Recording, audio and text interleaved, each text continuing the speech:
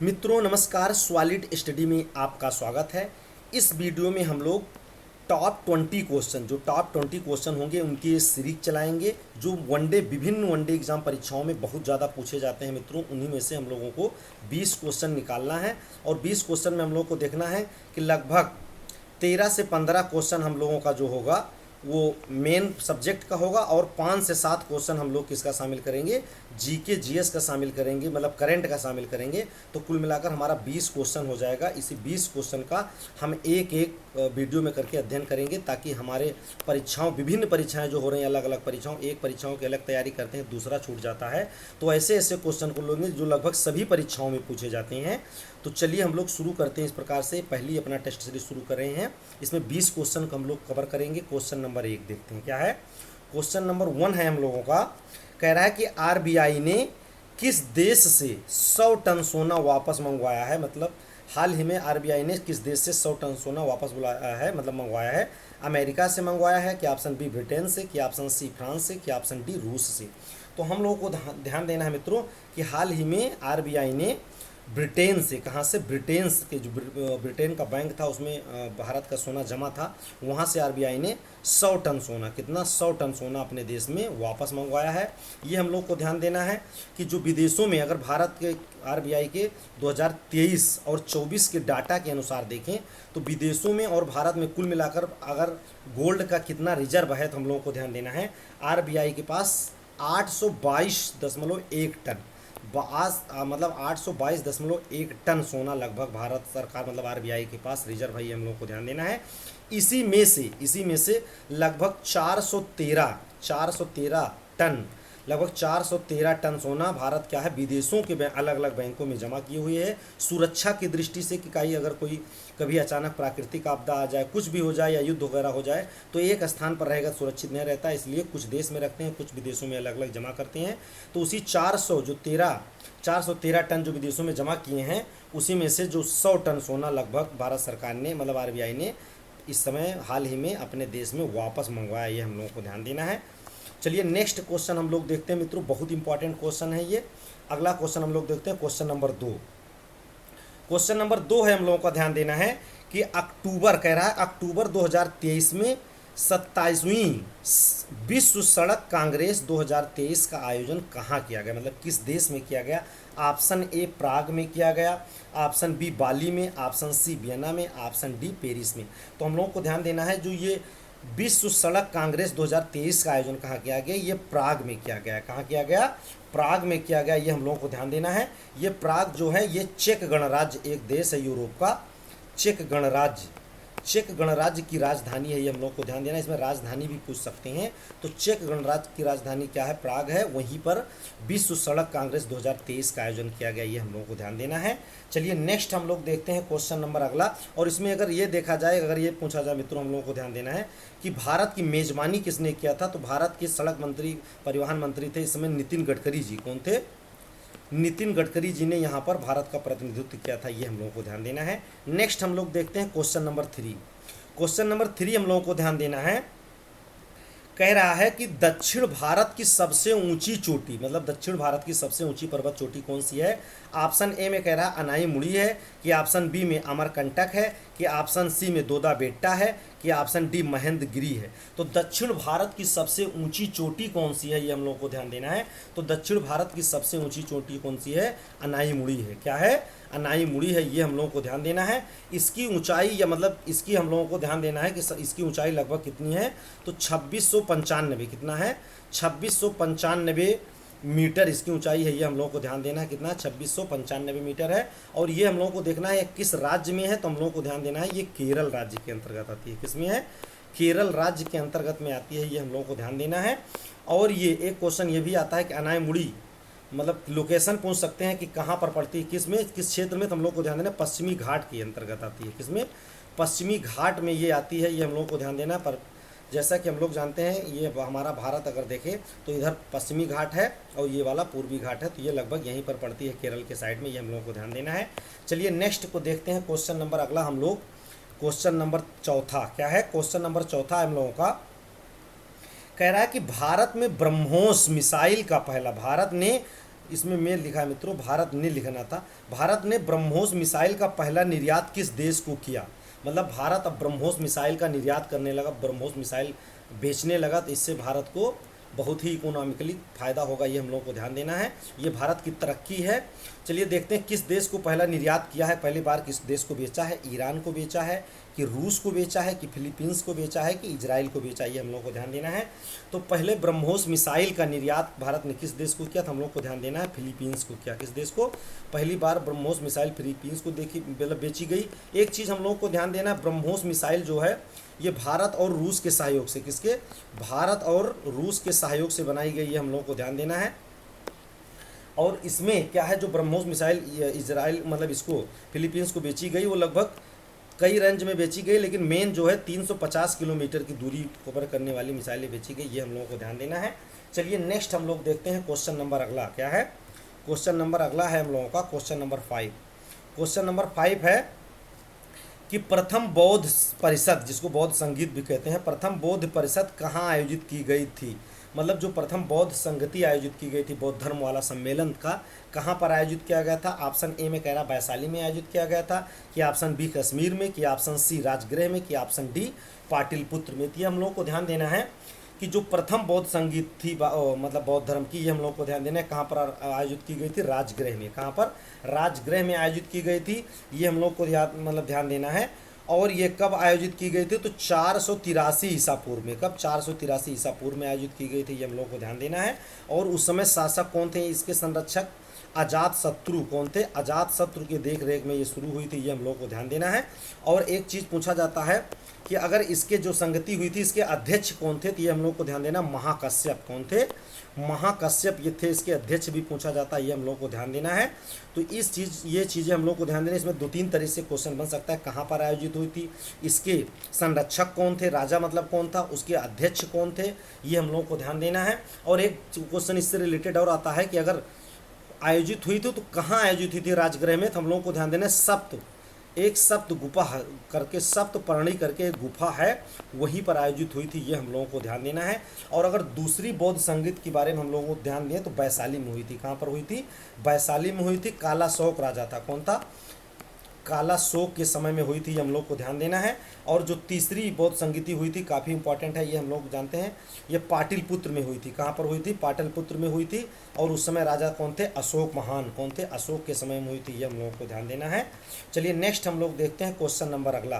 Question number 6वां हम लोगों का कह रहा है कि भारत के संविधान में उद्देशिका का विचार लिया गया है। मतलब किस देश से लिया गया है? इटली से लिया गया है कि फ्रांस से लिया गया है कि कनाडा से लिया गया है कि यूएसए से लिया गया है? तो उद्देशिका का जो विचार है हम लोगों को ध्यान देना है, कहाँ से लिया गया है? America, United state of America से लिया गया है।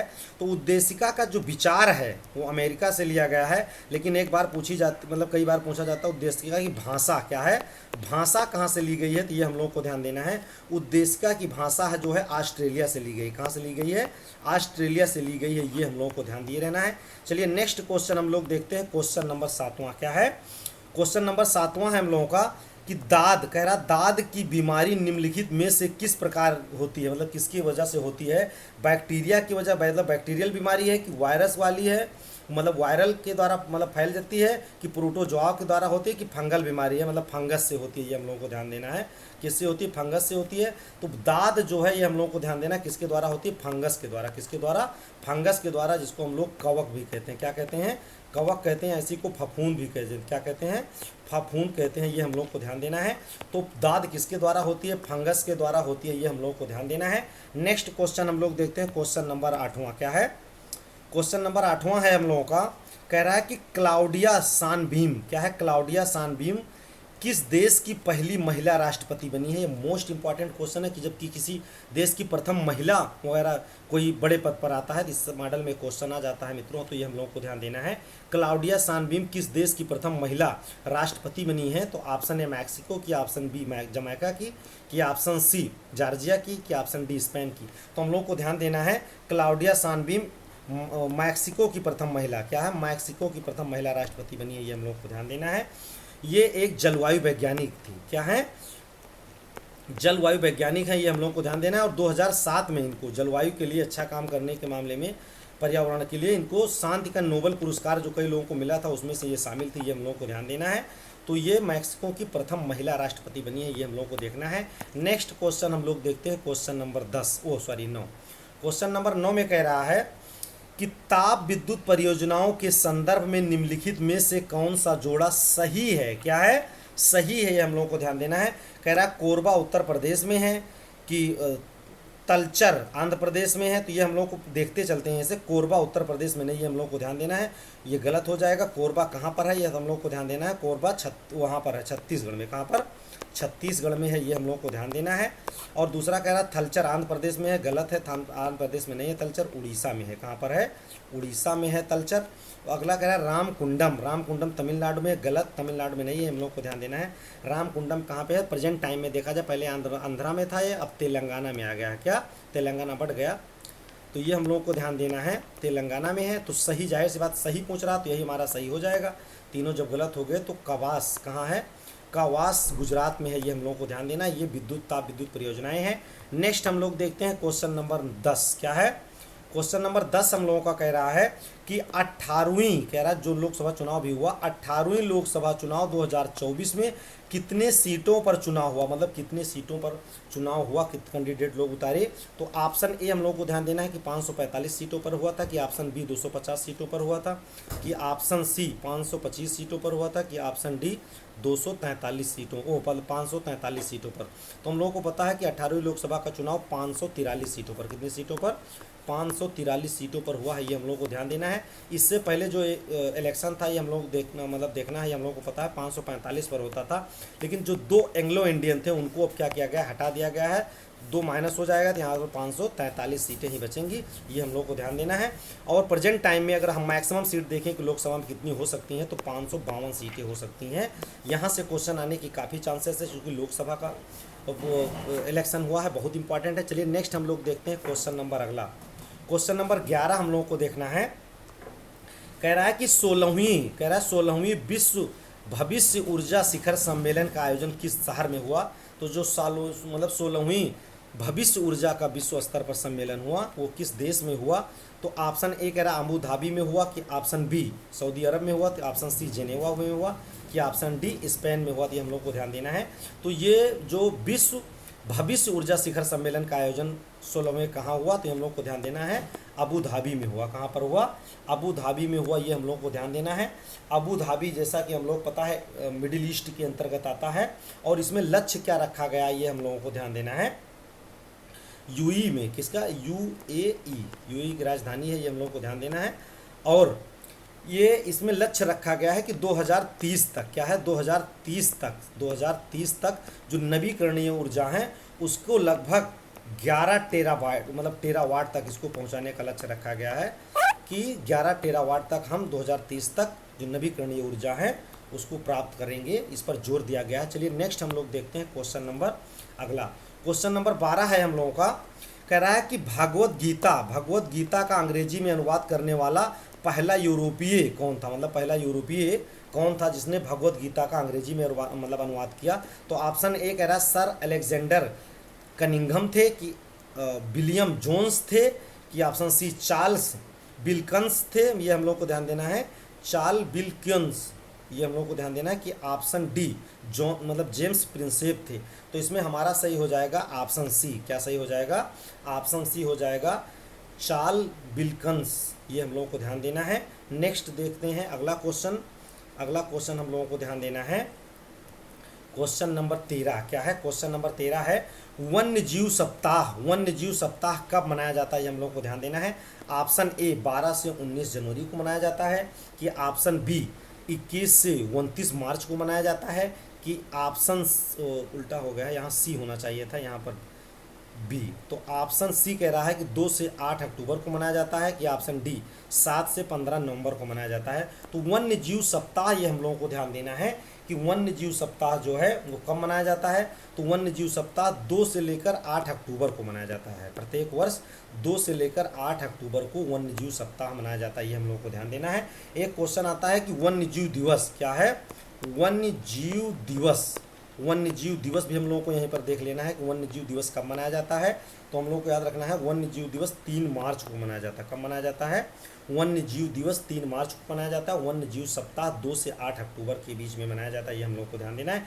एक क्वेश्चन आप लोग बताइए, कमेंट में बताइएगा, कमेंट बॉक्स में, कि वन्य जीव अधिनियम क्या है भारत में? वन्य जीव अधिनियम, भारत में वन्य जीव अधिनियम कब पारित हुआ था, ये हम लोगों को ध्यान देना है। वन्य जीव अधिनियम कब पारित हुआ था, ये आपको कमेंट करके बताना है। चलिए नेक्स्ट हम लोग देखते हैं क्वेश्चन नंबर अगला, क्वेश्चन नंबर 14। क्वेश्चन नंबर 14 है हम लोगों का कि 16वें, कह रहा है कि 16वीं वित्त आयोग के अध्यक्ष कौन है? मोस्ट इंपॉर्टेंट, 16वें वित्त आयोग के अध्यक्ष कौन है? बहुत पूछे जाने की चांस है। नया नया वित्त आयोग बना है। तो ऑप्शन ए कह रहा है एन के सिंह है, कि option B doctor Arvind Panagariya है, कि ऑप्शन सी सौम्या जैन है, कि ऑप्शन डी राजीव कुमार है। तो 16वें वित्त आयोग के अध्यक्ष हम लोगों को ध्यान देना है कौन है? तो 16वें वित्त आयोग के अध्यक्ष हो गए डॉक्टर अरविंद पनगड़िया। क्या है? डॉक्टर अरविंद पनगड़िया, ये हम लोग को ध्यान देना। इससे पहले ये नीति आयोग के उपाध्यक्ष क्या थे? उपाध्यक्ष थे, ये हम लोगों को ध्यान देना है। ये एक चीज़ हम लोगों को ध्यान देना है, जो 16वां वित्त आयोग है इसका टाइम, इसकी अवधि क्या है, ये हम लोगों को ध्यान देना है। तो 16वें वित्त आयोग का अवधि हम लोगों को ध्यान देना है। ये 2025-26 से शुरू होगा, 2025-26 से शुरू होगा, और ये वित्त आयोग 5 वर्ष के लिए होता है, ये हम लोगों को ध्यान देना है। तो ये 25 में 5 जोड़ेंगे तो लगभग 2030 और 31 के बीच में होगा, ये हम लोगों को ध्यान देना है।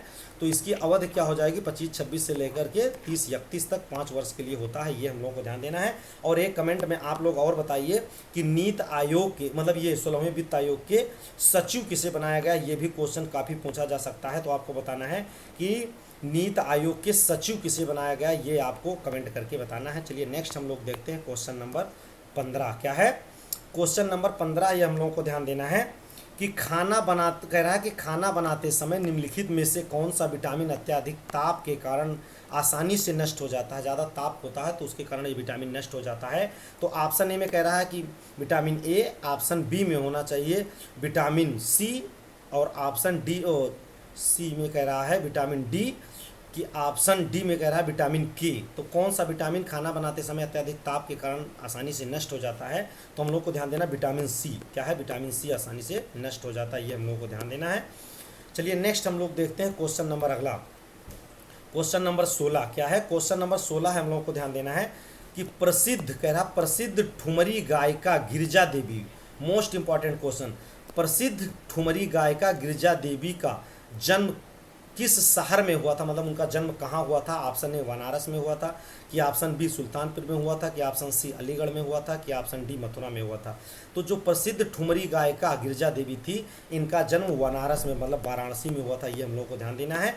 और ये बनारस घराना, जैसा कि हम लोग पढ़ते हैं, ये बनारस घराने के लिए काम करती थी। बनारस घराने में ये क्या करती थी? ठुमरी का नृत्य करती थी, ये हम लोगों को ध्यान देना है। ये ठुमरी का गायन करती थी। चलिए नेक्स्ट हम लोग देखते हैं क्वेश्चन नंबर अगला, क्वेश्चन नंबर 17। क्वेश्चन नंबर 17 में कह रहा है कि Kaziranga national park, Kaziranga national park स्थित है, आप सबको पता है काजीरंगा नेशनल पार्क कहाँ स्थित है? असम में स्थित है, ये हम लोग को ध्यान देना है। क्यों फेमस है काजीरंगा? एक सींग वाले गेंडे के लिए, एक सींग वाले गेंडे के लिए, हम लोग को ध्यान देना, एक सींग वाले गेंडे के लिए फेमस है। ये कई बार आता है, इसलिए इसको क्वेश्चन को शामिल किया गया है। ये सरल होने से नहीं मतलब है, ये हम लोग को ध्यान देना है। कहाँ पर है? असम में है। किसके लिए फेमस है? एक सींग वाले गेंडे के लिए फेमस है। ये हम लोग, एक सींग जो गेंडा है ये काफ़ी इंपॉर्टेंट इसलिए है क्योंकि इसकी जो सींग होती है उससे बहुत महंगी महंगी दवाइयाँ बनाई जाती है, ये हम लोग को ध्यान देना है। नेक्स्ट क्वेश्चन हम लोग देखते हैं क्वेश्चन नंबर 18। क्वेश्चन नंबर 18 में कह रहा है प्रथम दीनदयाल हस्तकला संकुल, प्रथम दीनदयाल हस्तकला संकुल व्यापार सुविधा केंद्र कहाँ पर स्थापित किया, मतलब कहाँ पर स्थित है, ये हम लोग को अवस्थित है, ये ध्यान देना है। वाराणसी में स्थित है कि झांसी में स्थित है, मतलब अवस्थित है कि प्रयागराज में है कि आगरा में है, ये हम लोग को ध्यान देना है। तो दीनदयाल हस्तकला संकुल व्यापार सुविधा केंद्र वाराणसी में स्थित है। कहाँ पर? वाराणसी में स्थित है। 2017 में मोदी जी ने इसका मतलब स्थापना की थी, इसका उद्घाटन किया था, ये हम लोगों को ध्यान देना है। नेक्स्ट हम लोग देखते हैं क्वेश्चन नंबर अगला, क्वेश्चन नंबर 19। क्या है? क्वेश्चन नंबर 19 हम लोगों को ध्यान देना है। क्वेश्चन नंबर 19 में कह रहा है एक राष्ट्र एक चुनाव, बहुत फेमस था, ये काफ़ी चर्चा में रहा। एक राष्ट्र एक चुनाव, वन नेशन वन इलेक्शन के लिए किसकी अध्यक्षता में समिति गठित की गई थी? इस प्रकार से क्वेश्चन आ जाता है। वन नेशन वन इलेक्शन मतलब एक राष्ट्र एक चुनाव के लिए किसकी अध्यक्षता में समिति गठित की गई थी? तो डॉक्टर मतलब रामनाथ कोविंद जी की अध्यक्षता में गठित की गई थी, कि ओम बिरला की अध्यक्षता में, कि अमित शाह की अध्यक्षता में, कि द्रौपदी मुर्मू की अध्यक्षता में गठित की गई थी? ये हम लोग को ध्यान देना है। तो जो वन नेशन वन इलेक्शन के लिए जो समिति गठित की गई थी वो पूर्व राष्ट्रपति डॉक्टर रामनाथ कोविंद की अध्यक्षता में गठित की गई थी, ये हम लोग को ध्यान देना है। तो ऑप्शन ए सही हो जाएगा, रामनाथ कोविंद। ये मोस्ट इंपॉर्टेंट है मित्रों, इसको आप लोग इग्नोर मत कीजिएगा। और ऐसे हम लोग इसका मतलब क्या कर सकते हैं, चूंकि आगे हम लोग को लगातार पढ़ना है तो इसका हम लोग नोट बनाते चल सकते हैं, काफ़ी हम लोग जब दोबारा पढ़ें तो उसको दोहराना ही रहे। चलिए नेक्स्ट हम लोग देखते हैं क्वेश्चन नंबर अगला एंड लास्ट क्वेश्चन है, ये हम लोग को ध्यान देना है। कह रहा है सितंबर 2023 में सितंबर 2023 में जारी वैश्विक नवाचार सूचकांक 2023, चूँकि ये सितंबर की बात है, अभी नवाचार सूचकांक 2024 वाला जारी नहीं हुआ होगा। सितंबर में लगभग सितंबर के आसपास जारी होता है, सितंबर अक्टूबर के, तो ये 24 वाला भी नहीं जारी हुआ है। तो ये वाला हम लोगों को याद रखना है, क्योंकि यहाँ से क्वेश्चन पूछे जाते हैं। और वैसे भी आजकल करंट अफेयर लगभग 1 साल का कंप्लीट होना चाहिए हम लोगों का। तो जो विभिन्न परीक्षाएँ हैं वो अभी आसपास जुलाई के आसपास मतलब सितंबर के आसपास तक हो जाएंगी, तो उस समय तुरंत का क्वेश्चन रहेगा। तो ये लास्ट तक पूछ सकते हैं 23 वाला, ये हम लोगों को याद रखना है। तो हम लोगों को 1 साल का ये कोशिश करना है कि 1 साल का करंट हमारा तैयार रहे, ताकि हम एकदम क्लियर अपनी सफलता को सुनिश्चित कर पाएँ। तो कह रहा 2023 में जो वैश्विक नवाचार सूचकांक जारी किया गया था, इसमें भारत की रैंक कौन से थी, मतलब भारत कौन सा स्थान प्राप्त किया था, ये हम लोग को ध्यान देना है। तो ये 38वां स्थान था कि 40वां स्थान था, ये हम लोग को ध्यान देना है। कि कह रहा है कि 42वां स्थान था कि 45वां स्थान था, ये हम लोग को ध्यान देना है। तो 2023 में कह रहा है हम लोग को ध्यान देना है कौन सा स्थान था, तो भारत का 40वां स्थान था, ये हम लोग को ध्यान देना है। कौन सा स्थान था? 40वां स्थान था, ये हम लोगों को ध्यान दे रहना है। चलिए नेक्स्ट क्वेश्चन हम लोग देखते हैं। क्वेश्चन नंबर अगला है हम लोगों का क्वेश्चन नंबर नेक्स्ट का मित्रों, ये हमारा 20वां क्वेश्चन था। इस प्रकार से हम लोगों ने 20 क्वेश्चन अपना कंप्लीट कर लिया, और 20 क्वेश्चन ऐसे हम लोग मतलब जोड़ते चले जाएंगे, तो 20-20 करके हम लोग का कई क्वेश्चन हो जाएगा। और इसमें हमारा सब्जेक्टिव और करंट का भी काफ़ी क्वेश्चन तैयार हो जाएगा, और निश्चित ही हम लोग अपनी परीक्षा में बहुत अच्छा प्रदर्शन करके अपना एक स्थान सुनिश्चित कर पाएंगे। तो चलिए इसी एनर्जी के साथ आप लोग पढ़ते रहिए और निश्चित ही अपनी सफलताओं में सफल होइए। चलिए नेक्स्ट वीडियो में हम लोग फिर मिलेंगे मित्रों, तब तक के लिए जय हिंद जय भारत।